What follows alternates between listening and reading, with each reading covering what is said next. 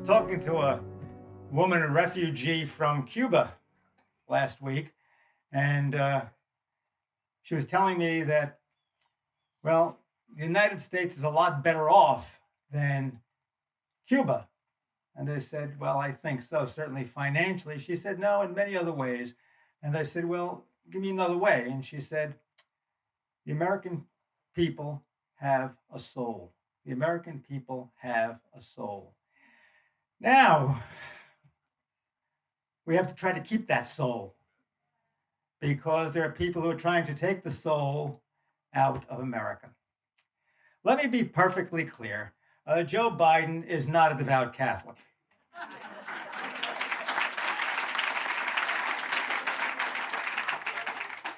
Nor is Nancy Pelosi.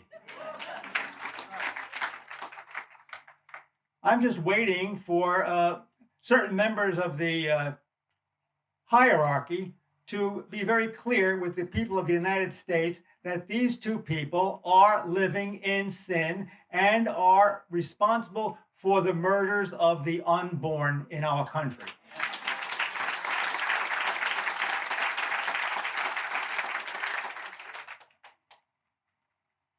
Not only are we involved with the destruction of human life, and you heard about the number of dollars being thrown into Planned Parenthood and in other worldwide organizations to end life. We are also now involved with people who are trying to change not only America, but are trying to change the family itself. You've all heard about the Equality Act. It still has to go before the Senate. It might not pass in its present form, although I can't guarantee you that. But now there are some talking about the Fairness Act. Not much better. They like to play with words. Don't fall for it. Equality Act, Fairness Act. What's at the root of it? The first thing is to destroy the churches. Because both of those actions, those acts, they favor, call for, want, demand that the churches, their schools, their hospitals, their religious organizations allow people into their organization, into their schools that believe in things which are inimical to the Christian faith. In other words, you would have people in our schools, in our organizations, that are living lives that are contrary to gospel values. LGBTQ plus. Let me be very clear with you right now. LGBTQ plus is not of gospel value. It is not on the side,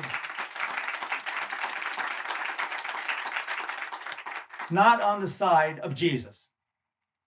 It goes further, though, than that. It talks about redesigning the family itself. You've heard just recently up in New York City. Oh, it begins there, or in California, but certainly it begins to trickle down to the rest of the nation. No longer call people your mother or your father. Call them folks. Call them folks. Call them grown-ups. But don't say mother or father. Why? It's to destroy the family itself, the basic building block of society. We also know that people believe that they could redesign human beings. They can make little girls into little boys. They can take away parental rights. They can begin in school and say, do you feel like a little girl sometimes, little boy? Or little boy, do you feel like a little girl sometimes? Oh, that's what's being peddled in the classrooms. And they learn this, and they're confused. And many of them begin to think of themselves as bisexual, transsexual, pansexual. You name it, It's presented to them at a young age. The school system is filled with anti-Christian propaganda. It's destructive. It's destructive to families. It's destructive to human beings. And the main goal is to redesign humanity.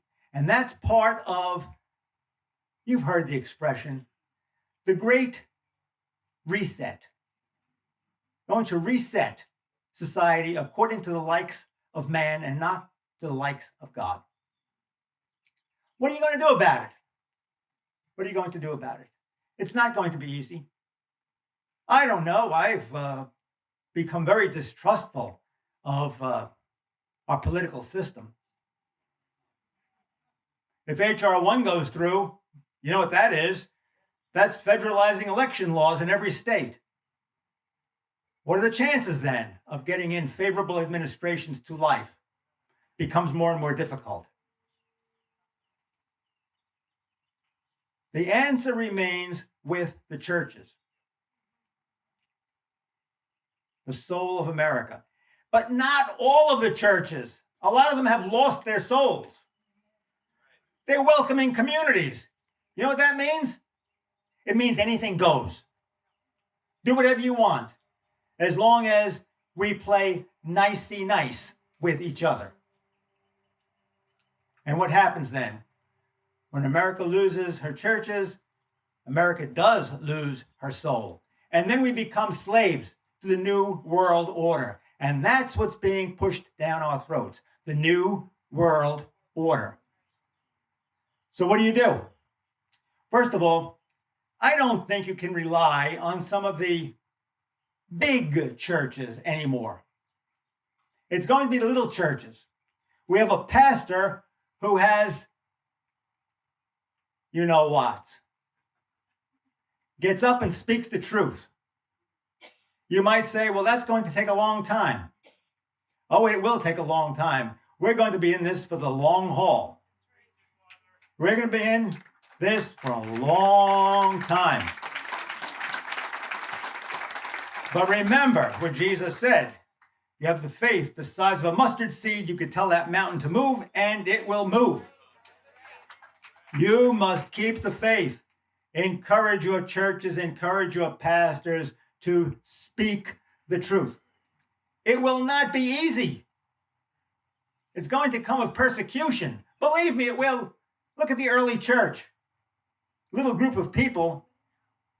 It took at least 337 years before Constantine legalized the church. But they stuck with it. And we're going to stick with it too.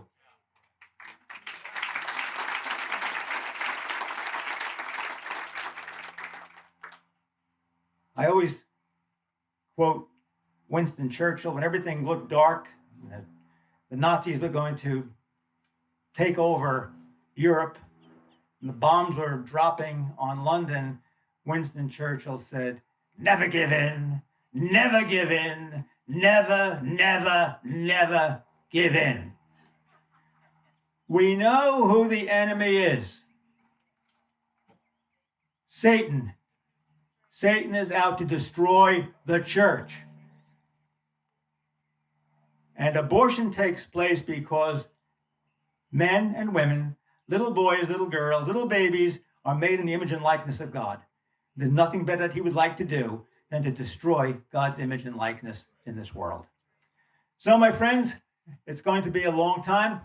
It's going to be a tough battle.